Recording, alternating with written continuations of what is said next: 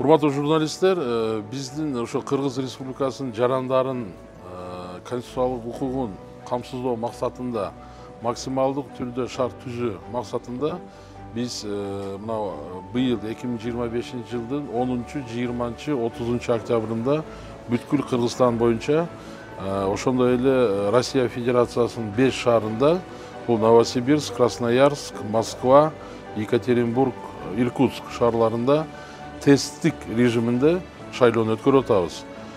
Баарыбызга маалым болгондой, бүгүнкү күндө Кыргызстанда 2492 шайлоо участкасы бар.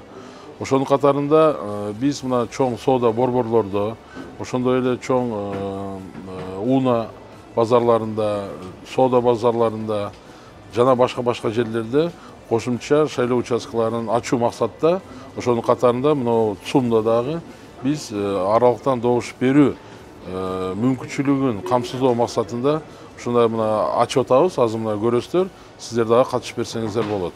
Негизги максат ушу биздин жарандарга, биздин шайлоочуларга максималдуу түрдө шарт түзүү.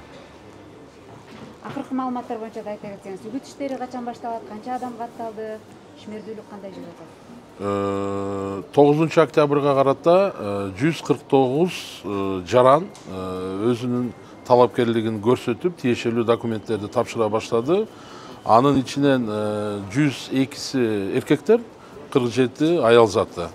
Бирок биз ойлойбуз, ошо 30 октябрга чейин мүмкүнчүлүк бар, мыйзамдын талабы өзүнүн талапкерлигин көрсөтүү боюнча бул сан жогорулайт. Ал эми 10 ноябрга чейин борбордук шайлоо комиссиясы талапкерлерди каттоосуна тиешелүү чечимдерди чыгарыш керекпиз. Ошол ким, кайсы талапкерлер катталса, ошол гана талапкерлер келечекте бюллетенге киргизилет.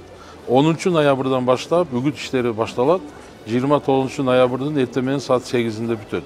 Себеби билесиздер, көчмө урналар бар. Баягы ден соолугуна мүмкүнчүлүгү чектелген жарандарга бизде көчмө урна, тиешелүү комиссия барып жерлерде аларга мүмкүнчүлүк түзүп берет шайлаганга. Ал эми 30 ноябрда бүткүл Кыргызстан боюнча ошол жогоруда мен айтып кеткен шайлоо участкалары ачылып, кечки саат 8-ге чейин биздин шайлоочулар добушун бергенге мүмкүнчүлүк болот.